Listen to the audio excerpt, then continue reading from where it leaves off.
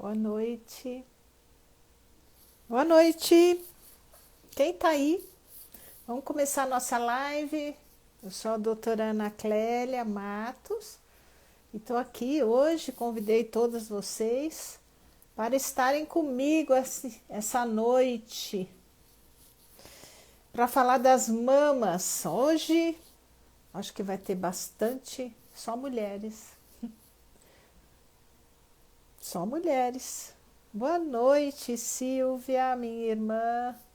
Querida, amanhã eu tô na tua live, hein, Si? Falando aí dos antepassados na constelação familiar. Estão todos convidados. Na Silvia Matos Oficial, falando de constelação. Ela me prestigia e eu também a prestigiarei amanhã. Boa noite a todos, com muita alegria.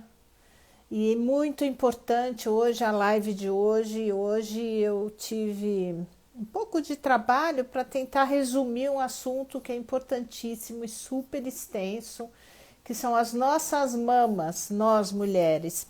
Mas lembrando que os homens também têm patologias da mama. Não são tão importantes, mas podem até ter câncer de mama, né? Eles têm a ginecomastia, que é o desenvolvimento da glândula mamária, mas nós mulheres temos o privilégio de ter mamas e, portanto, mais disponíveis as patologias da mama.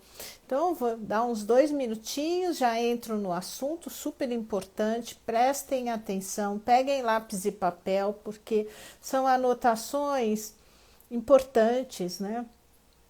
Anotações que podem servir de alerta a todas nós mulheres, né?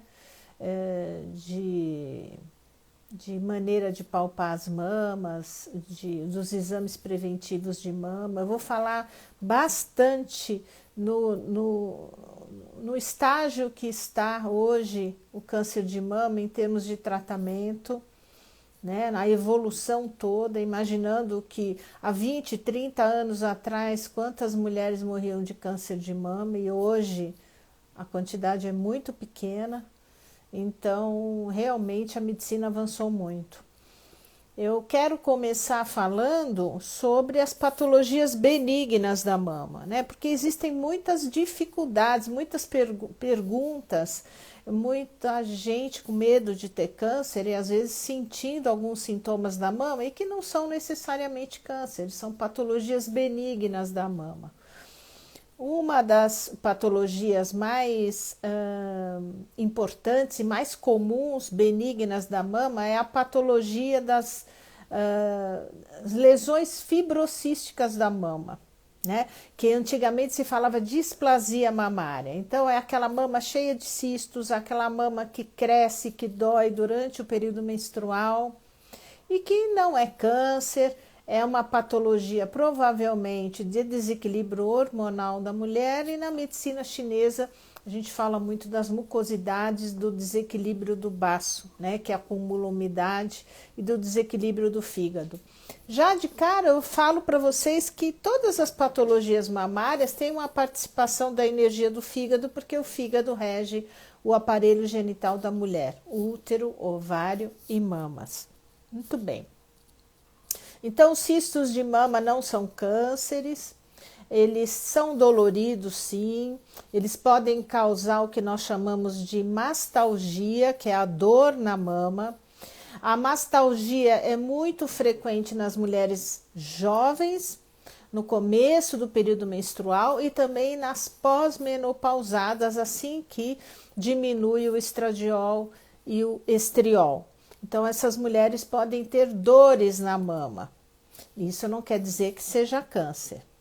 Uma outra patologia da mama são as mastites nas mulheres que amamentam. Então, a inflamação do ducto da mama, inflamação da glândula mamária pelo acúmulo de leite produzido na mama.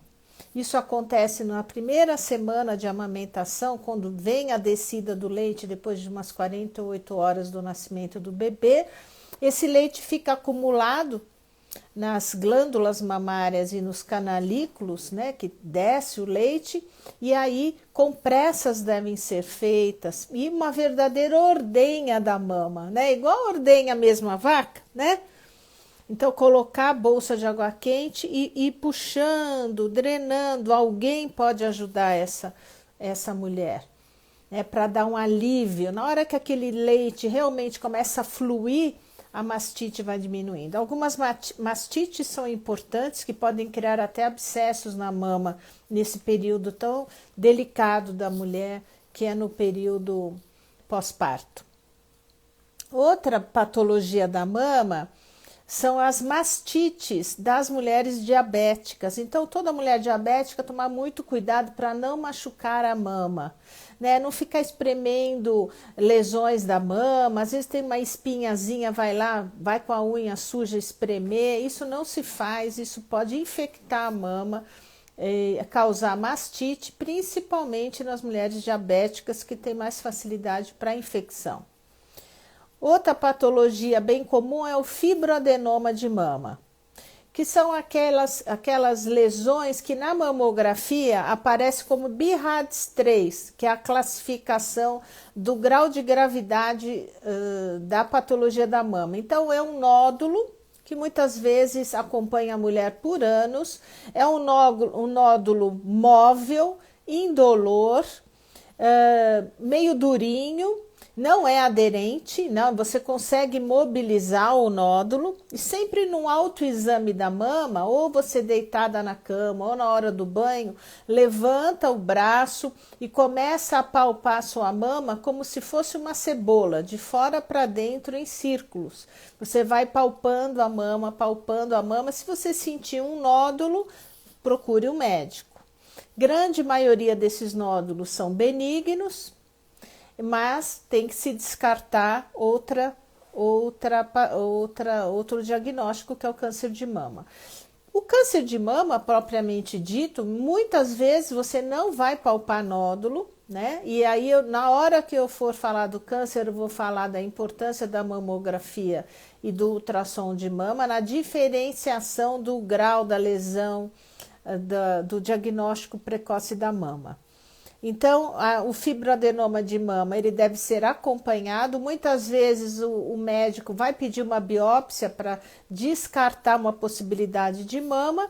Graças a Deus, a grande maioria dos nódulos de mama são benignos e os nódulos podem aparecer nas mulheres mais jovens, entre 20 e 40 anos de idade.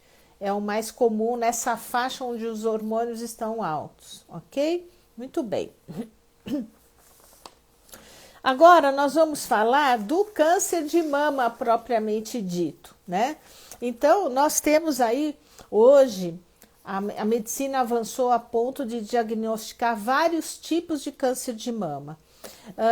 Nós vamos sempre lembrar que uma mulher que menstruou mais cedo, uma mulher que tomou hormônio, reposição hormonal cedo, ao redor dos 40, 42, 45, 47 anos, já começa com reposição hormonal. Uma mulher que tomou pílula anticoncepcional por muitos anos, uma mulher que tomou hormônio por mais de 5 anos, tem possibilidade maior de desenvolver câncer de mama. Isso é fato, é inegável, por mais que digam que não.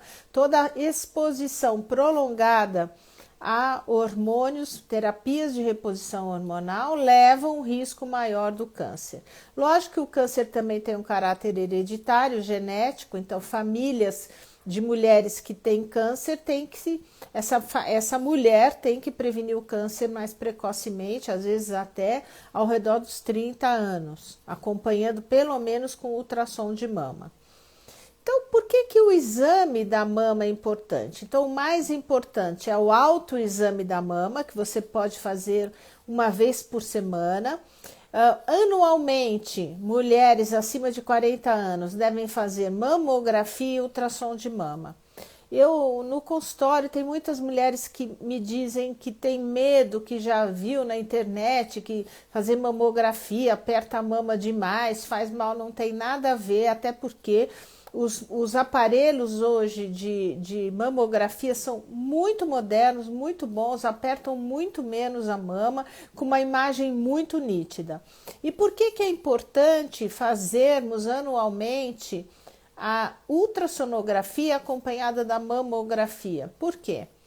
Porque na ultrassonografia, o médico vai examinar e vai detectar os cistos de mama e os nódulos de mama com precisão. Mas ele não enxerga as microcalcificações agrupadas, que é o diagnóstico precoce do câncer do ducto mamário. Nós temos 2 tipos de câncer de mama, pela sua localização. Pode ser os carcinomas ductais da mama, dos canaizinhos que escorrem, onde passa o leite, naquele epitélio de revestimento daquele canal, é o câncer mais comum de mama. Para você detectar esse câncer de mama, você vai fazer a mamografia e você vai ver as tais microcalcificações agrupadas. Então, são umas pontinhas de tinta de caneta, como se tivesse a caneta, a pontinha vai fazendo um grupinho de pontinhos. Aquela microcalcificação não se pega na ultrassonografia, só na mamografia. Por isso a importância do acompanhamento da mamografia, que se vê a microcalcificação agrupada, que é um sinal precoce de câncer de mama, e a ultrassonografia, que vai detectar cistos, vai diferenciar cistos e nódulos, que na mamografia não se diferencia.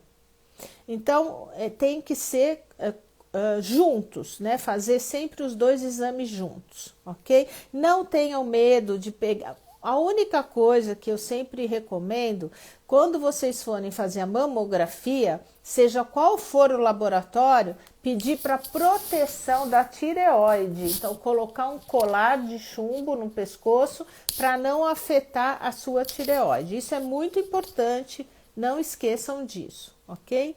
Muito bem. Então, continuando pelo local do câncer. Então, 80% dos cânceres diagnosticados de mama hoje em dia são carcinomas ductais da mama.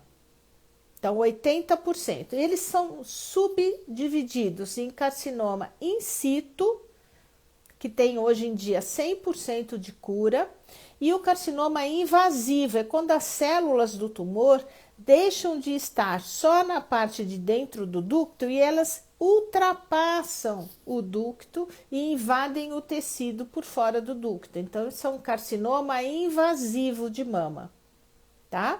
Mas ele continua sendo ductal in situ, 100% de cura, e o carcinoma invasivo de mama. Existem outros, questão de... Esse carcinoma... existe uma moléstia chamada doença de Paget, né? A doença de Paget, normalmente, é um carcinoma ductal, invasivo, que aparece na auréola ou no mamilo da mulher. Então, essa doença de Paget pode ser diagnosticada por você, mulher, olhando para o seu espelho, apalpando a sua mama. E tem algumas, graças a Deus, é uma doença bastante importante, é um carcinoma bastante importante da mama, e ele aparece mais ou menos em 5% dos casos dos carcinomas ductais da mama. Normalmente, quando você faz o diagnóstico de uma doença de Paget, você tem atrás do mamilo, em geral, um segundo tumor. A grande maioria acontece. Às vezes a doença de Paget, ela começa no mamilo e invade a mama dentro, ou ela começa dentro do tecido mamário e vai para o mamilo. Quais são os sintomas da doença de Paget? Prestem atenção. Alterações na auréola. Muitas vezes vermelhidão constante na auréola. Às vezes escamação da auréola, crostas na auréola. Aí você tenta, muitas vezes vai direto no dermatologista, o dermatologista faz um diagnóstico de eczema e passa uma pomadinha, mas não vai resolver. Se não vai resolver, você vai no mastologista ou no seu ginecologista para ele te examinar. Você pode ter também, sempre quando vocês forem fazer o exame das mamas, que forem palpar como cebola, né, as camadas, você deve espremer, né, o mamilo, para ver se você tem alguma secreção saindo do bico do mamilo. Essa secreção amarela ou uma secreção sanguinolenta é um sinal de alerta para a doença de Paget. Não quer dizer que todos os mamilos que eliminam secreções são doença de Paget. Não é verdade. Você pode ter uma inflamação, uma mastite e ter secreção na mama, mas não é normal em nenhum dos dois casos, ok? Um sinal importante da doença de Paget é a inversão do mamilo ou achatamento do bico da auréola. Então você tem o bico, você começa a perceber que ele fica achatado, ele não fica para fora, expresso, e ele pode até ficar invertido. Isso é um sinal clássico de doença de Paget, de carcinoma de mama. A coceira, formigamento ou sensação de queimação na auréola, no bico do peito, no pico da mama. Isso é um sinal de doença de Paget, tem que procurar ajuda. Dor no mamilo, também pode acontecer uma dor no mamilo. Você sentir um desconforto, uma dorzinha, umas agulhadas no mamilo, é sinal de que algo não está bem. Normalmente, a doença de Paget, você tem esses sinais que eu comentei apenas de um lado, só em uma mama, não nas duas. Isso é o mais comum. Isso também é um alerta. E toda vez que você tiver coceira, descamação, que pomadinha nenhuma resolve, procure um médico com urgência. Esse médico, ele vai com certeza pedir uma mamografia. E eu já falei, normalmente se detecta um segundo tumor na mama. Tem tratamento. Então, nós falamos segundo o local de aparecimento dos tumores de mama. Nós estamos falando dos carcinomas de ducto da mama, que constituem 80% dos carcinomas de mama. Mas existem outros tipos de carcinoma. Por exemplo, o carcinoma lobular, que é o carcinoma da glândula mamária, que constitui 10% dos cânceres de mama. Os carcinomas lobulares, eles também podem ser in situ ou invasivos. Os carcinomas lobulares in situ, hoje, são considerados lesões pré-malignas. Então, são mulheres que muitas vezes não são submetidas à quimioterapia, tira-se a lesão, o lobular in situ, e muitas vezes controlam com bloqueio hormonal por 5 anos. Não é considerado câncer, mas é considerado uma lesão pré-maligna, o carcinoma lobular in situ. O carcinoma lobular invasivo, aí já é classificado como câncer, porque ele é invasivo, e aí o tratamento já é outro.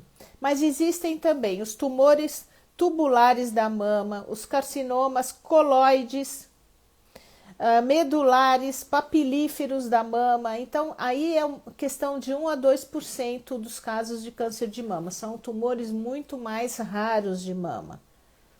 Então, os mais frequentes são os carcinomas ductais e os carcinomas lobulares, apenas 10%.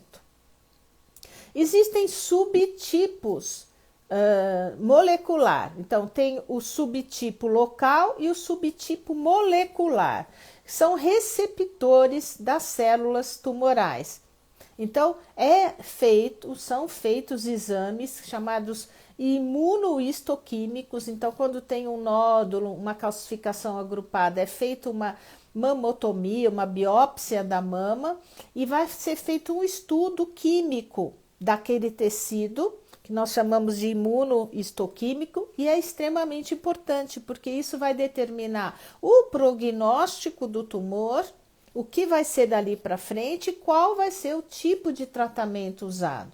Se vai para cirurgia só, se vai fazer cirurgia mais químio, mais radioterapia, que tipo de tratamento vai ser feito. Então, esse tipo nós chamamos de molecular. Existem alguns subtipos, 4 subtipos de moléculas, né, de imunohistoquímico. Tem o tipo luminal A, luminal B, o ER2 positivo e o triplo negativo. Então, qual é a diferença? Então, você tem os tumores luminais. Isso não importa se é um carcinoma de ducto ou de glândula mamária. O luminal, o que quer dizer luminal? Tem receptores hormonais de estrógeno e progesterona positivos. Então, esses são os luminais. Tem o luminal A, que tem um índice de replicação da célula tumoral baixo. E o luminal B, que tem um índice alto de replicação. Então, ele é mais agressivo, o luminal B, do que o luminal A. Mas ambos são dependentes de estrógeno e progesterona, às vezes em proporções diferentes. Assim, ele expressa uma sensibilidade de 90% ao estrogênio e de 40% à progesterona. Ou às vezes é 10% de um, 90% de outro. Às vezes é igual, mais ou menos igual, 90% a 90%. Né? Então, isso vai determinar se vai se fazer bloqueio hormonal depois da cirurgia, se vai fazer quimioterapia, como é que vai ser o tratamento em si. 70% dos tumores estão na classificação luminal A e luminal B. Os carcinomas, os tumores luminais de classificação luminal A e B aparecem muito após a menopausa. Então, aquela mulher após a menopausa, não importa se essa menopausa foi precoce, foi com 40 anos, se essa menopausa foi com 50 anos, tem que se ficar atento a esse tipo de tumor. Então, a mamografia é importante, porque a mamografia, na detecção do câncer precoce, ela vai proporcionar um tratamento curativo do câncer, né? Então, quanto mais cedo, melhor. Esses tumores, tanto o luminal A como o luminal B, eles respondem muito bem à hormonioterapia. O que seria a hormonioterapia? Existem 2 tipos de hormonioterapia. Existe uma hormonioterapia que diminui os receptores de estrógeno pelo corpo e pela mama, e tem outro tipo de hormonioterapia que faz bloqueio dos receptores de estrógeno e progesterona pelas células do nosso corpo. Exemplos de hormonioterapia: o famoso tamoxifeno, o anastrozol, o fulvestano, o exemestano. Então, são tipos de indicações diferentes. Então, se uma mulher tem um tumor in situ, um tumor ductal in situ, ela vai usar se é um luminal A, um luminal B, mesmo sendo in situ, não sendo invasivo, não precisa fazer a quimioterapia, mas faz a profilaxia com hormonioterapia. Então, você vai evitar que essa mulher repita esse tumor.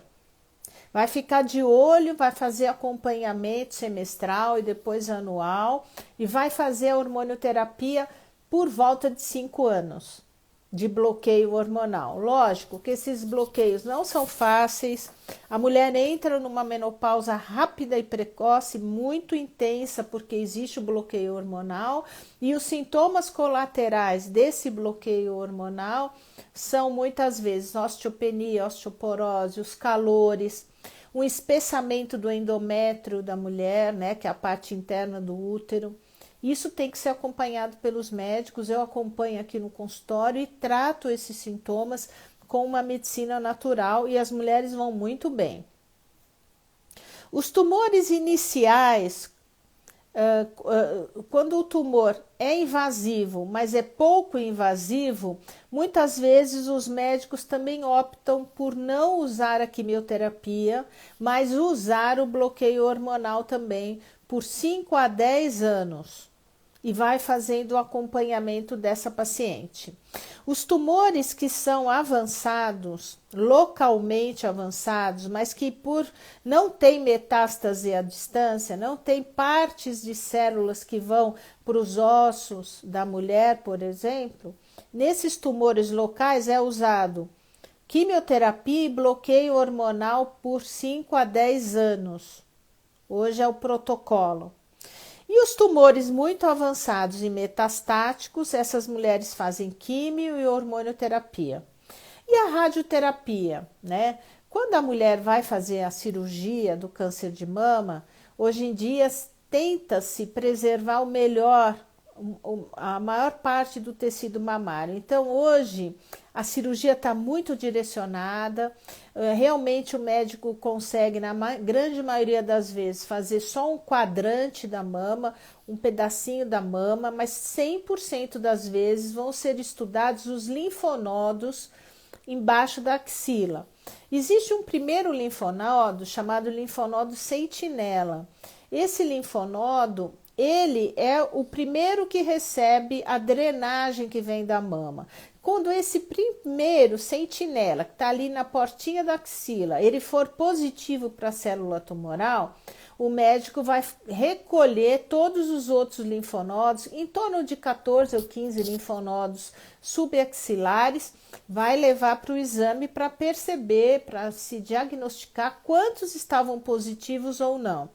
E se você tiver um linfonodo negativo, sentinela, não há necessidade de fazer o esvaziamento axilar.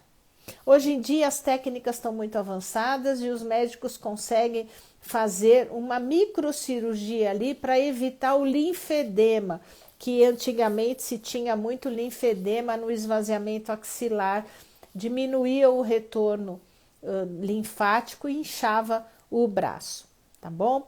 A radioterapia vai depender da conduta, do protocolo usado. Às vezes, num câncer mais invasivo, nunca no in situ, mas nos cânceres invasivos, se faz radioterapia e quimioterapia depois da cirurgia.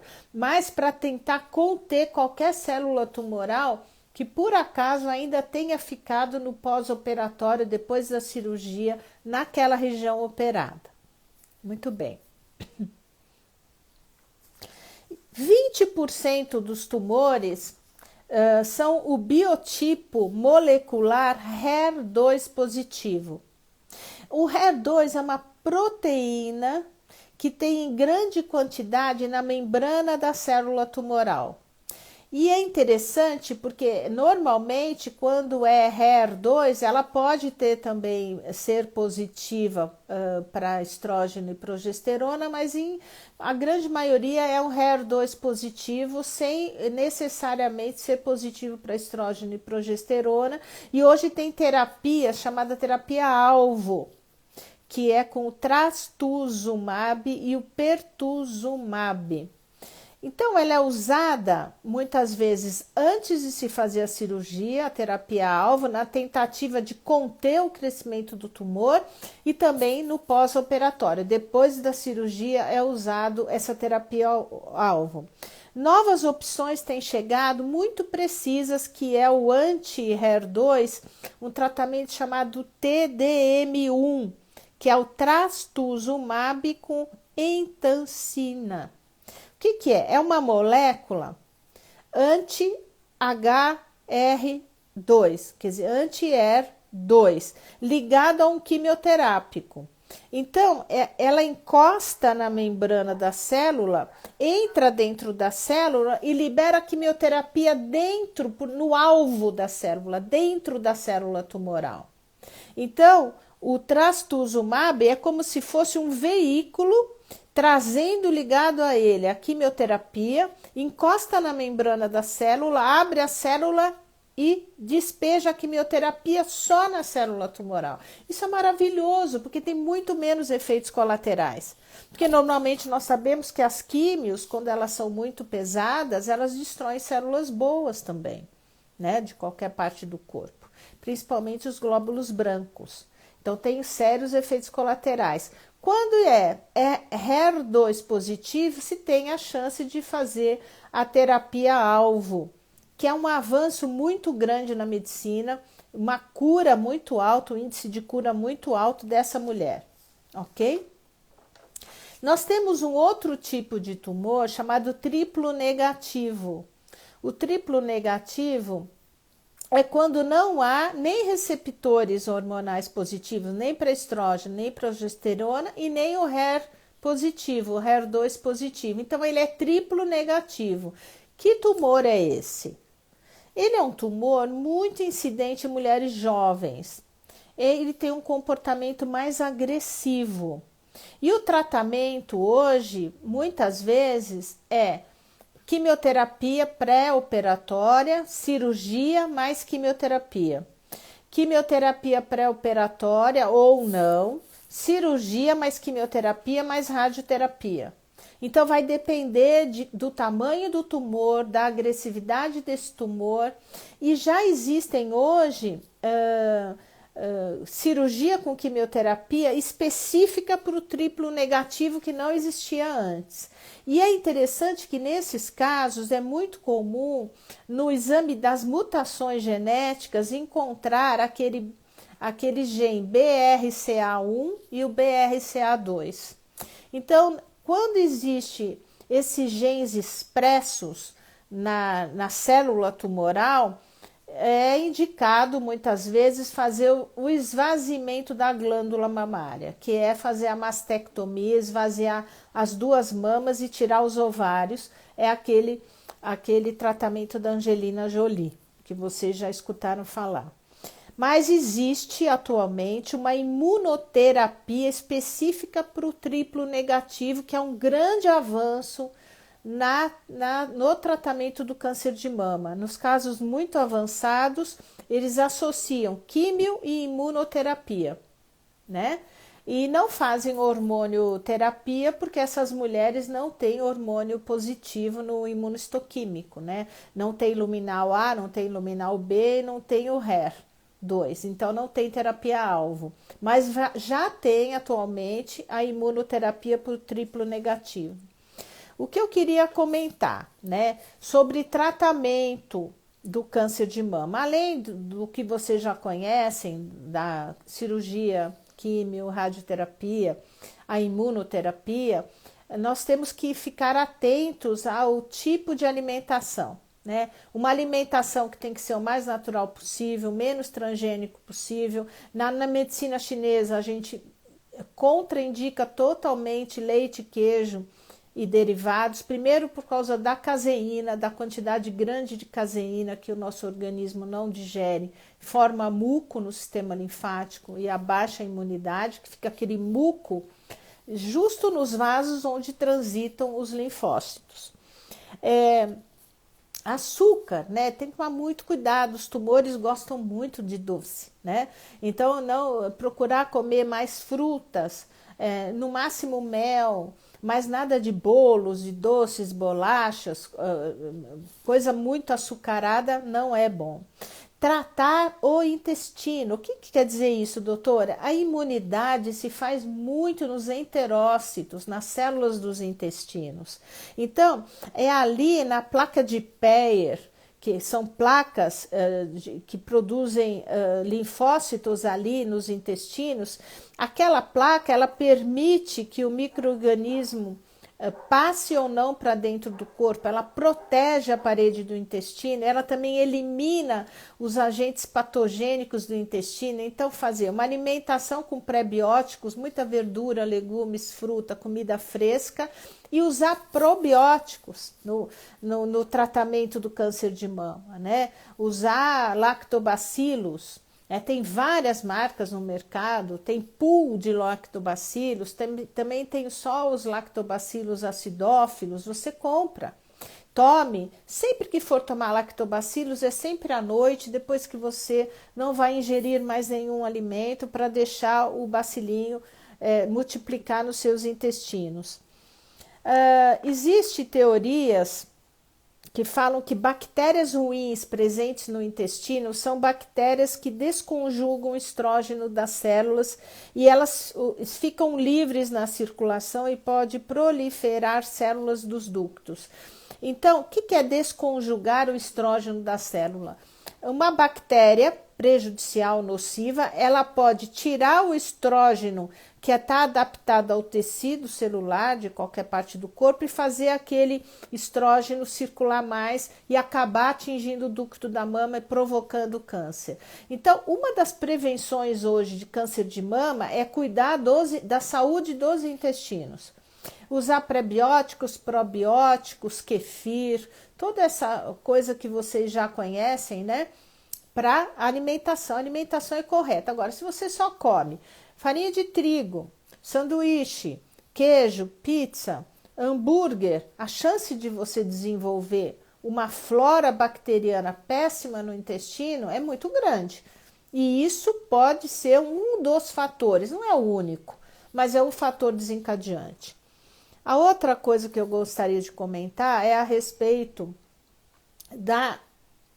do emocional, né, no câncer. No carcinoma de ducto da mama, por ele ser um tumor de epitélio, ele tem a ver com o tecido ectodérmico, que tem a ver com o neocórtex, que tem a ver com nossos relacionamentos. Relacionamentos familiares, relacionamentos no trabalho, relacionamentos com mãe, com pai, com filho, com marido. Então, os carcinomas ductais de mama são tumores de relacionamento, pela medicina germânica. Os carcinomas lobulares da mama têm a ver com aquela personalidade de mulher que dá o peito demais. Então, ela dá o peito no sentido figurado, lógico. Então, ela cuida de todo mundo menos dela. Então, ela cuida do familiar ou do parente, esquece dela e quando aquele familiar melhora e sai para a vida, ela vai palpar a mama e senta uma bolinha. O carcinoma lobular é palpável na mama quando ele já está crescido. Então, essa mulher que dá o peito demais, ela vai dar um tumor, ela vai ter um tumor de glândula mamária. Então, essas são as diferenças. Todo caso de câncer que a gente entrevista sempre tem um fator emocional que parece ser a gota d'água para o desenvolvimento do tumor. Então, prestar muito atenção no seu emocional, no quanto você está se magoando, tendo raiva, tendo problemas de relacionamento, problemas de não perdão, de traição, de raiva, de desgosto, de angústia, de decepção. Tem que superar, tem que trabalhar muito esse emocional, procurar fazer uma terapia, procurar desenvolver autoconhecimento, entendeu? Bom, falando de tratamento sob pontos de vista da homeopatia.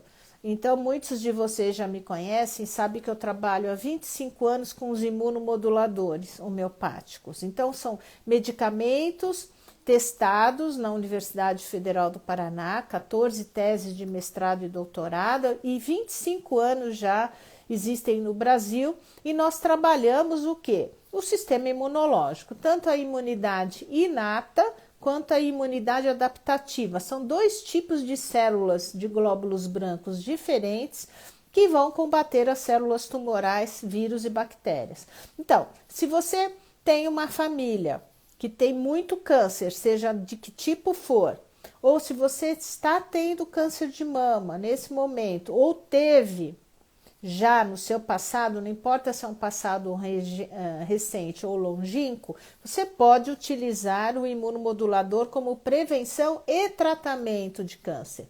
Ele vai agir na célula tumoral paralelo à quimioterapia, à radioterapia. Se você usa o imunomodulador e faz quimioterapia, a chance dos seus glóbulos brancos caírem muito a ponto de você não conseguir fazer as sessões repetidas de químio é muito menor, porque o imuno ele ajuda a construir esse glóbulo branco, especificamente os monócitos, que dão origem aos macrófagos, que são a imunidade, a célula maior de imunidade, a primeira que se apresenta à célula tumoral para fazer fagocitose. Então, são 25 anos trabalhando com isso, mais de 3.000 pacientes que eu acompanho dos diversos tipos de câncer, E na minha opinião, um tratamento de câncer envolve muitos fatores. Primeiro, alimentação. Uma alimentação que tem que ser alcalina, com muito pouca ou nenhuma carne vermelha, açúcar, pouquíssimo ou zero, leite, queijo e derivados, comer frango, comer ovo orgânico, frango orgânico, peixe, legumes, verduras, arroz, feijão, frutas à vontade, frutas secas, tudo isso é bacana, tudo isso é o saudável, né? Isso vai fazer muita diferença. Além do imunomodulador da alimentação, nós temos que tomar conta também dos nossos intestinos, eu já falei, refazer essa flora intestinal, desintoxicar fígado e rim, que são os filtros importantes. Então, se uma pessoa está fazendo um tratamento de químio, ela está usando quimioterapia, hormonioterapia, bloqueio hormonal, muitos desses vão passar pelo metabolismo do fígado. Isso sobrecarrega as transaminases, TGO, TGP, gama-GT, bilirrubinas. E nós usamos a fitoterapia chinesa para drenar esses dois filtros. É importantíssimo isso. Isso faz toda a diferença durante o tratamento. Os pacientes que usam a fitoterapia, o imunomodulador, que regula a resposta dos glóbulos brancos, e a alimentação, eles suportam muito mais o tratamento do câncer e chegam até o final curados. Então, eu defendo muito a integração das medicinas. Não é negar o efeito de 14 teses de mestrado e doutorado, infelizmente poucas pessoas conhecem, né? Poucos médicos conhecem o trabalho intenso que foi feito durante 16 anos na Universidade Federal do Paraná, com a doutora Dorli de Freitas Buch, e o trabalho que nós fazemos aqui no consultório há 25 anos, né? Lógico que muito mais pesquisa tem que ser feita, mas não tem verba, infelizmente, pelo menos por enquanto, mas é muito interessante que nós fizéssemos estudos grandes, estudos duplo cego importantes, né? Deixa eu ver o que faltou falar, gente. Então, lembrando que cuidar do fígado é importante para nós mulheres, porque o fígado é o grande aplainador das emoções e o fígado rege as mamas, o útero, o ovário, o aparelho genital da mulher. Então, essas questões emocionais, que nós somos mais sensíveis, que afetam o nosso fígado, isso pode desencadear um calor excessivo no fígado, uma falta de metabolismo adequado, resíduos circulatórios, e aí desencadear desequilíbrios na sua mama. Então, vamos recordar o diagnóstico. O diagnóstico do câncer de mama é feito pela mamografia, ultrassonografia e a punção da mama. Ou a punção do nódulo, ou a punção da microcalcificação agrupada. Então, essa biópsia da mama que vai nos trazer o diagnóstico anatomopatológico e o imunohistoquímico, o tipo de tumor e se ele é dependente ou não de estrógeno, que tipos de genes estão expressos naquele tumor para determinar o tipo de tratamento que será feito. Quanto mais precoce, obviamente, for o diagnóstico, mais fácil o 100% de cura, né? Então, eu defendo essa terapia integrativa, onde nós vamos usar todos os recursos para ajudar essa mulher. A psicoterapia, o apoio psicológico, o autoconhecimento, procurar psicólogos que possam te ajudar a ter força para ir até o fim do tratamento com otimismo, com a cabeça sempre muito positiva, isso faz toda a diferença. No caso do imunomodulador, nós temos o imunomodulador 1 e 8, nós usamos durante o tratamento e depois do tratamento com a mulher curada, eu mantenho o imunomodulador 8 para o resto da vida, assim como eu o tomo há 25 anos, sem parar para evitar ao máximo qualquer possibilidade de tumor. Eu não sou a favor de terapia de reposição hormonal de forma nenhuma. Canso de ver mulheres que vão e fazem e acabam voltando com câncer. E uma vez diagnosticado o câncer, essa mulher vai entrar no tratamento e vai ser um trauma. Mesmo que fique curada, sempre fica com aquilo na cabeça, com medo que aquilo volte. Então, quando você vai e falam, olha, você pode fazer a reposição hormonal porque nós vamos acompanhando. Obviamente que tem que acompanhar qualquer mulher, independente de estar ou não usando reposição hormonal. Mas a partir do momento que aparece esse tumor, então agora vamos suspender porque não deu certo a reposição, vamos tratar o câncer, mas já está o câncer ali. Mas pegou no começo, é um carcinoma ductal in situ, nem vai precisar de químio, mas vai precisar de cirurgia e vai ficar o medo. Fica, gente, fica, porque eu sei, eu acompanho aqui há anos. Uma mulher que passou por um câncer, ela nunca mais vai ficar tão tranquila. Ela pode até ser otimista, mas ela vai estar sempre fazendo os exames para acompanhar. Então é melhor evitar, ok?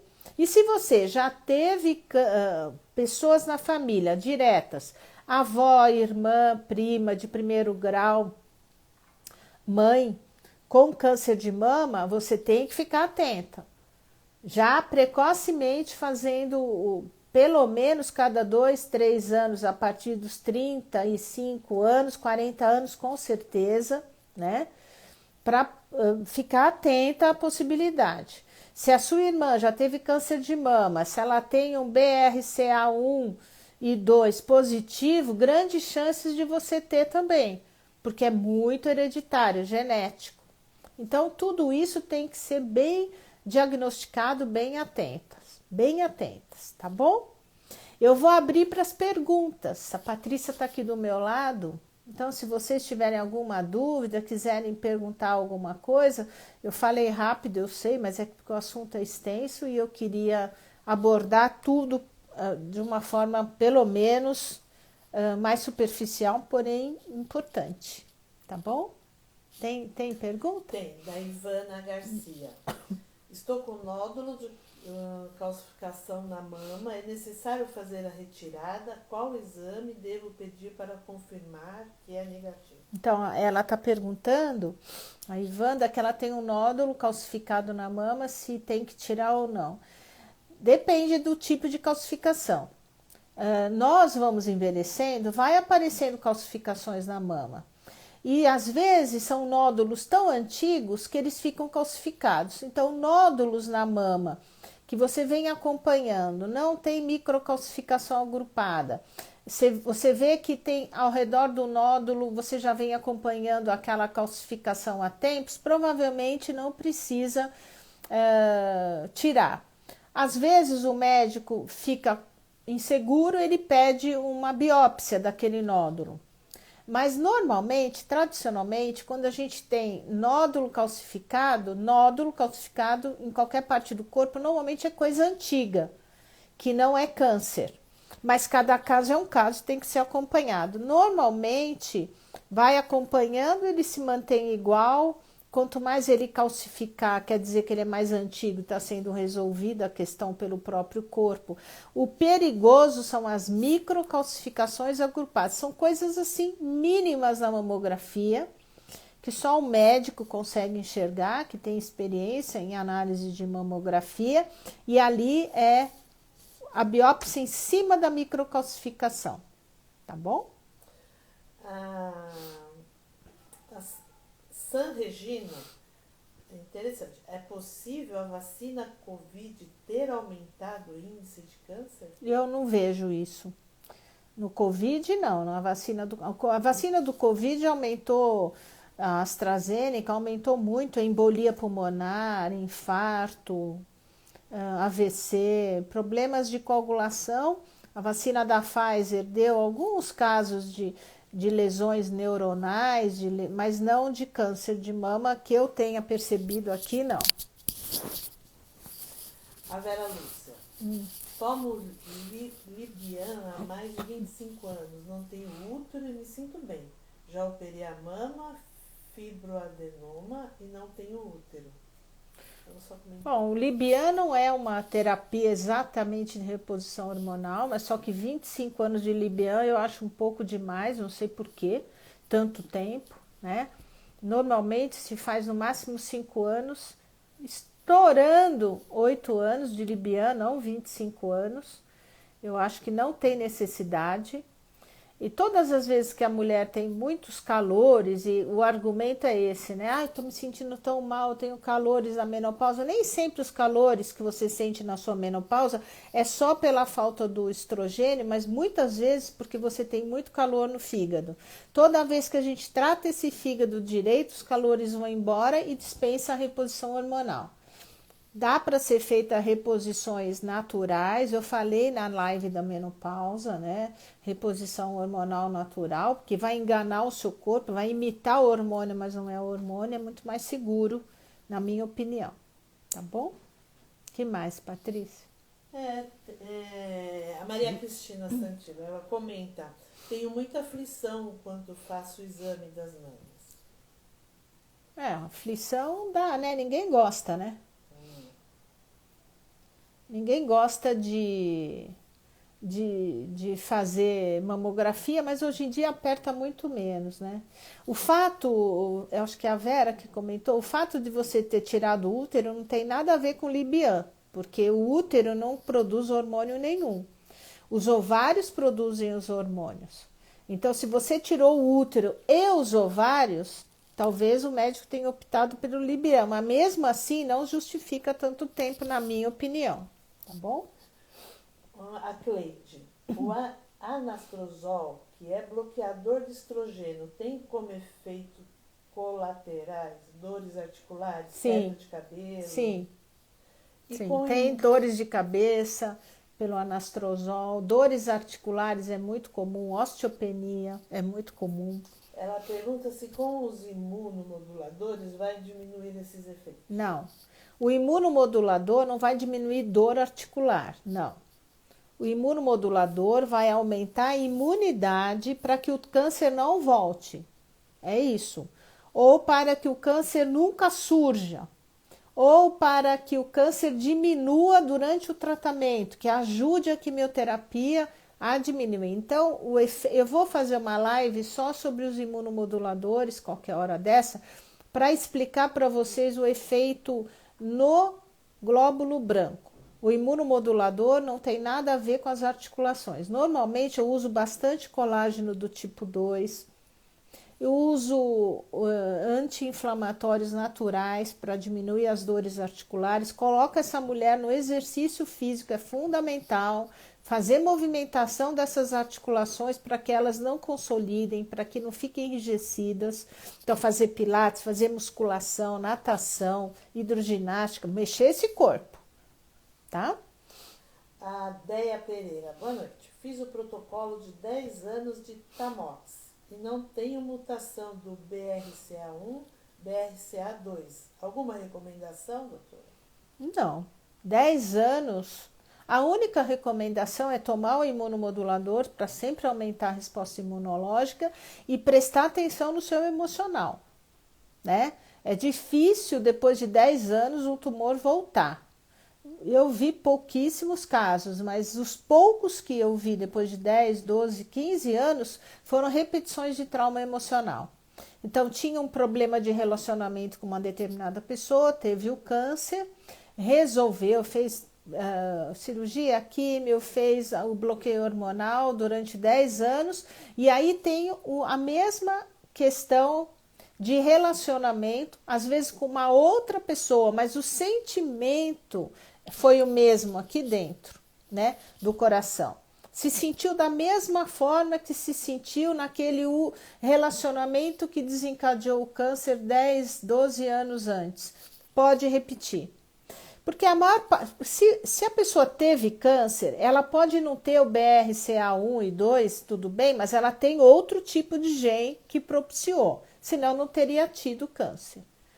A gente fala do BRCA1 e 2 porque são os mais agressivos e são aqueles que normalmente muitas pessoas optam por fazer a oforectomia e o esvaziamento ganglionar da mama. como prevenção. Mas existem outros genes menos agressivos que também provocaram esse câncer. Mas eu já falei, o câncer é multifatorial, nunca é só o gene. Por quê? Por que numa família onde várias mulheres têm o mesmo gene, uma apresenta o câncer e as outras não? Então, o câncer tem muito a ver com alimentação, fatores de vida, estresse, traumas emocionais. Sempre é um conjunto e tem que ser avaliada a mulher como um todo. Alimentação errada é muito comum, né? Obesidade aumenta a chance de câncer de mama. A Maria Cristina, quanto tempo pode tomar os imunomoduladores? Eu tomo há 25 anos imunomodulação, não vou parar nunca. Porque ela toma todos os dias. Porque, parabéns que ela tome, tem que tomar mesmo, porque é fantástico. Até para não pegar gripe, covid, é imunomodulação, né? Modula a resposta imunológica. Então você está sempre ativa. Eu tomo 10 gotas de manhã, 10 gotas à noite do Imuno 8. Esse projeto foi desenvolvido, eu já falei, em Curitiba, e a farmácia homeoterápica é a única, inclusive, que produz. E eu vou convidar vocês a entrarem no YouTube da homeoterápica, Homeoterápica Saúde e Bem-Estar. Lá eles colocaram agora os vídeos comemorativos dos 25 anos de imunomodulação no Brasil. Eu acho que vale muito a pena vocês visitarem o YouTube, porque tem depoimentos não só meu, mas de médica com câncer que usa o imunomodulador, da bióloga que hoje mora na Suíça, a doutora Dorli, que está com mais de 70 anos e está ativa. Então, são depoimentos importantes, né? Outra coisa, não tem efeito colateral nenhum, não tem nem gosto, porque foi retirado o álcool. Toda homeopatia tem álcool, o imunomodulador não tem álcool, porque os pacientes tomam muitas doses, os pacientes que estão em tratamento de câncer, tomam muitas doses por dia. Então, não se tira o álcool. E sempre guardar a homeopatia dentro de lata de metal. E o imunomodulador, eu vou mostrar aqui, ó. Existe a latinha específica dele. Lata de metal para, olha, imunomodulador 8. Então é isso. Bater na mão 10 vezes antes de tomar, para ativar a energia, toda a homeopatia é assim, e colocar sublingual 10 gotas. Os pacientes que estão em tratamento de câncer, toma 3, 4 vezes por dia o imunomodulador 8, que vai aumentar o número de macrófagos, e o imunomodulador 1, que aumenta mais imunidade imediata, adaptativa, do dia a dia, mais rápida. Fale, Patrícia. Eles estão pedindo para comprar, como fazemos e se precisa de receita? Precisa de receita. Infelizmente, isso não é uma determinação da Anvisa e não dá para discutir, então tem que ter. Então o seu médico, é que a maioria dos médicos alopatas não conhecem e não vão prescrever, mas talvez médicos homeopatas conheçam ou não. Mas normalmente prescrever imunomodulador 8, visitem o site da farmácia, visitem o YouTube. Eles vão falar de que forma é prescrito e você pede para o seu médico para prescrição. E olha, é tranquilo, qualquer pessoa pode tomar, de qualquer idade pode tomar, os velhinhos vão se beneficiar muito e é fantástico. Mas o mecanismo de ação está todinho nesses vídeos comemorativos de 25 anos, tá bom? Bom, agora, na live do mês passado, eu fiz uma promoção, mas hoje eu vou fazer uma promoção para quem está com câncer. São R$200 de desconto na consulta, porque é importante que vocês tenham acesso a todo esse tratamento.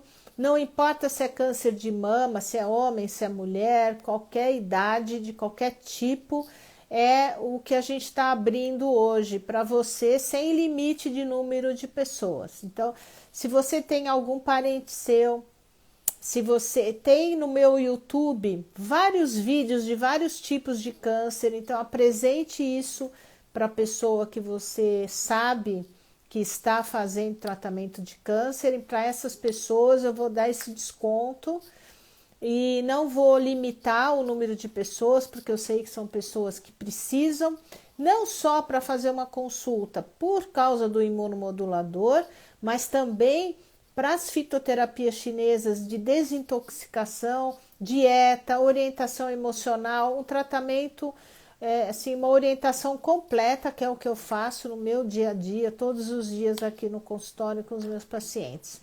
Então divulguem, compartilhem, essa live vai ficar salva no meu Instagram, vai também para o YouTube essa semana, e vocês têm chance de compartilhar com quem precisa ter esse conhecimento, tá bom? Eu agradeço muito, muito, muito o carinho de vocês, toda essa audiência, todas as lives têm sido maravilhosas, um sucesso, muito obrigada, uma ótima noite a todos, e daqui a um mês eu volto com a próxima live, que eu ainda não sei qual vai ser o tema, mas vocês podem me sugerir aqui no Instagram, tá bom? Um beijo, muito obrigada, meninas todas. Beijo, tchau, boa noite.